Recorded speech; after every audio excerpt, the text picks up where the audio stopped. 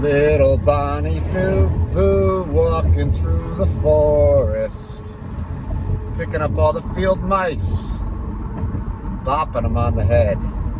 Hey everybody, welcome to the channel. My name is Justin. We're doing a ride along today. And figure we'll just ride and chat. Hope you all had a good Labor Day, wherever you might be. I know the weather's been kind of crazy around the globe. So, what's new in crypto? Well, that song that I started out with, Little Bonnie Foo-Foo, it feels like that. It feels like there's just, you know, landmines, rug pulls, this, that. It's crazy out there. Crazy out there. If you know me, I've been following the launch of AIRDROPS on BASECHAIN. Pretty cool to see. They brought a lot of liquidity, like super quick. The price of the token, I was expecting, you know, it settled between like 10 and 20 cents. I think it has come down to that range, but it did go up to like 70 cents during the first couple of hours. But the only way to sell it was if you actually received some, and the only way to receive some was if you had gotten an airdrop of VE Arrow. But people could have sold their VE Arrow as an NFT, even if at a discount. You know, even if you sold it at 50% discount. You know, that, assuming, let's say the price of Arrow was like 60 cents, but you sold it, you know, your NFT at a discount of 50%, it's like you were selling maybe Arrow at 30 cents. So, and I saw some people selling them even higher than, you know, than greater. I mean, some are selling like 93% of the value of it. So, yeah, depends. What else is there? You've probably seen tips going around. It's interesting. I don't know what to make of this, but I feel like it's kind of one of those, well, it's everywhere on your timeline, and it seems like as soon as you either interact with it, it just shows up, which I think could be a bad thing, because hopefully this thing, you know, after this epic, you know, said and done, because I don't know, it just seems to clog up Twitter. It's kind of like spam. I get it. You know, in a way, it reminded me of kind of like what Zen was doing. But Zen was spamming blockchains, so it didn't really, like, you know, get in your face. It just, you know, increased network congestion and tested a protocol. This seems a little bit spammy on Twitter, but I do see that it could have some value. You know, I can see that it's increased impressions. You could link other projects to it. You could, you know, get other engagement for other things or followers, etc. But anyways, I don't know. We'll give it a few days, see what happens. You know, I think it definitely, you know, if you've got a larger following, I think it's probably, you know, a bigger thing for those folks.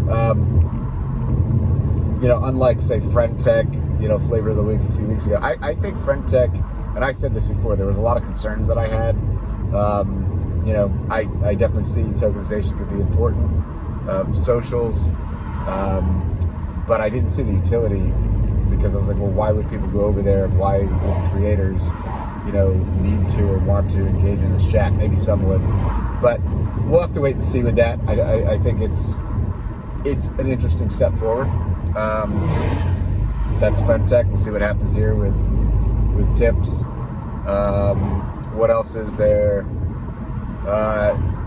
Regulatory talk here back up in the United States. So it looks like, I think the hearings, so basically what we're talking about is the Biden administration, etc. There are proposals to basically KYC and require, like, basically anybody that, you know, could be a wallet provider, a DEX, etc., could be required. I don't know how they're going to enforce it with all of them, but it definitely could either put a pinch or just make some projects altogether not want to deal with U.S. customers. So if you're in the U.S. already, I mean, I think you kind of already experience, you know, and you see that, but this could just really put a, you know, really move that forward.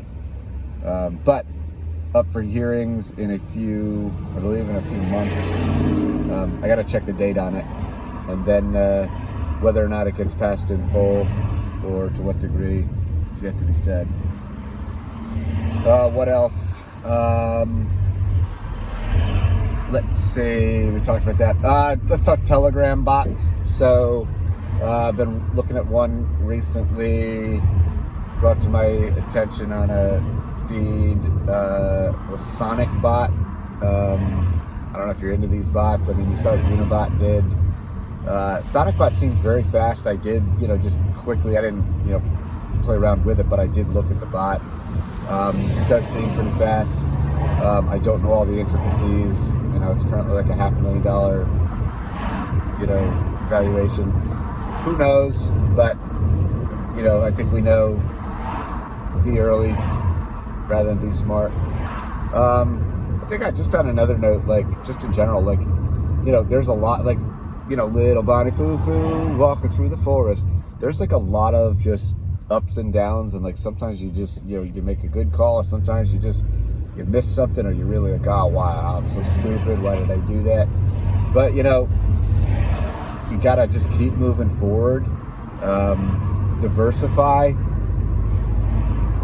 and not just diversify what you're doing or looking at with crypto, diversify everywhere along the way. I had a buddy of mine, he was over there, he was grabbing a bite to eat, so he's probably inside, probably didn't hear me.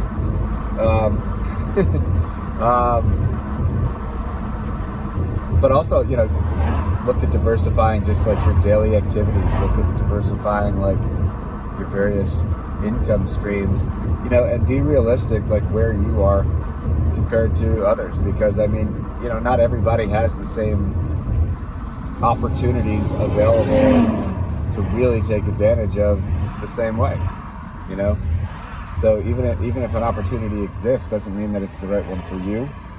So you kind of have to be real with yourself. What else? I've been looking at just outside of crypto. Had some good conversations this past weekend. Just about different things, about music, about just different ways of life. Just looking at a few documentaries kind of about some mega churches here in the United States. Just making me think about, people that have say been called to do something. It made me think also even just about being an entrepreneur.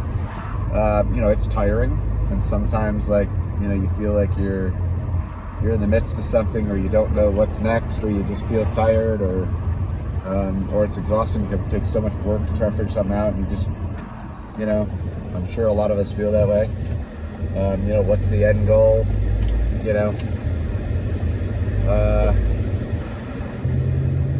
But on the road again, right? Just like this, right? Like this ramp going up. Woo, look at those beautiful, beautiful clouds. No, it's a nice day. It's hot out though. Up here in New York, 90 degrees again. We're at 73%. What is it? Humidity, dew point, whatever that metric was today. I don't know.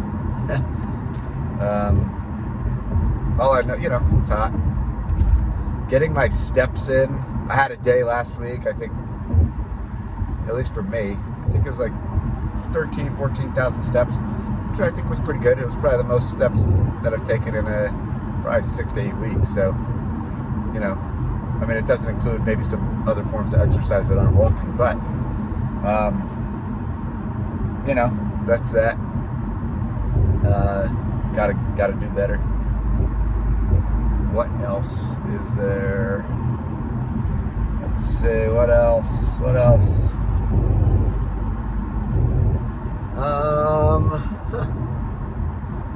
In the AI world, been following, not doing as much in the last several weeks at least, but I like getting updates from guys, just on YouTube, guys like Matt Wolf, his channel, some of the other folks, just kind of giving a little bit of rundown to see where the progress goes from week to week. And, you know, I watched a documentary about Elon Musk, just kind of where he started back in the early days. Like, I mean, literally, they said he didn't have enough money for an apartment and an office, so he's sleeping in the office.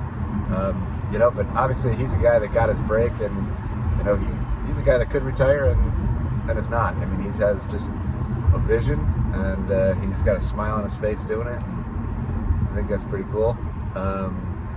You know, I definitely think that when it comes to AI and just exponential growth, I mean, it's here and it's crazy, because some of these things that I was discussing with people, like Ray Kurzweil, you know, transcendentman.com, you know, Peter Diamandis, you know, some of the stuff I was looking at over a decade ago, and just kind of revisiting, some of it is actually here.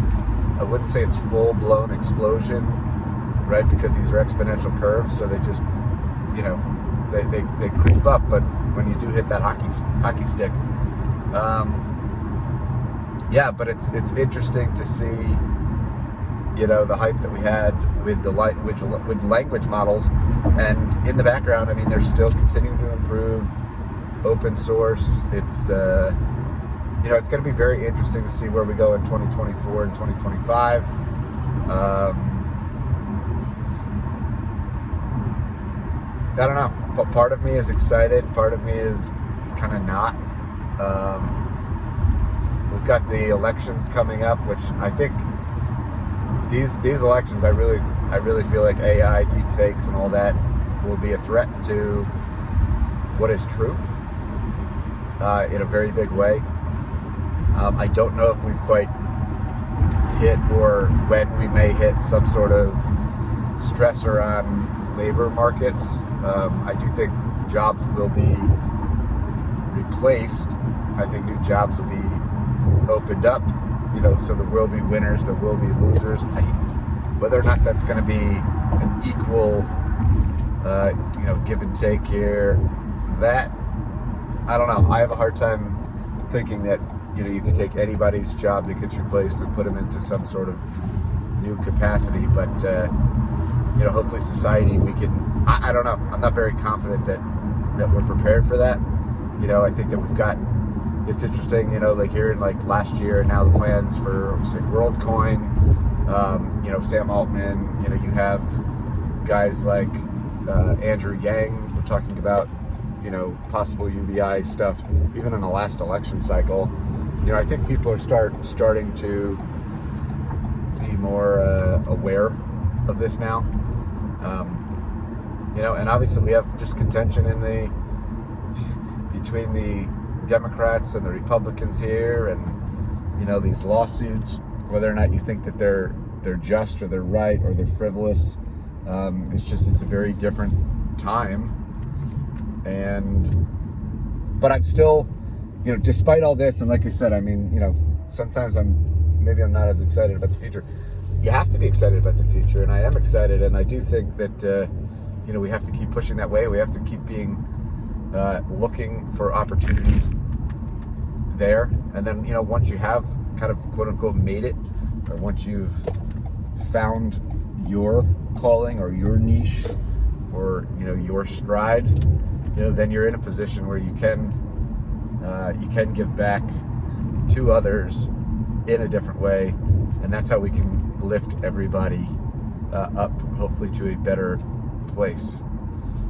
You know, it's kind of like teamwork makes the dream work. Well, it's the same thing with humanity. And that's all I got, folks. Be blessed. Peace.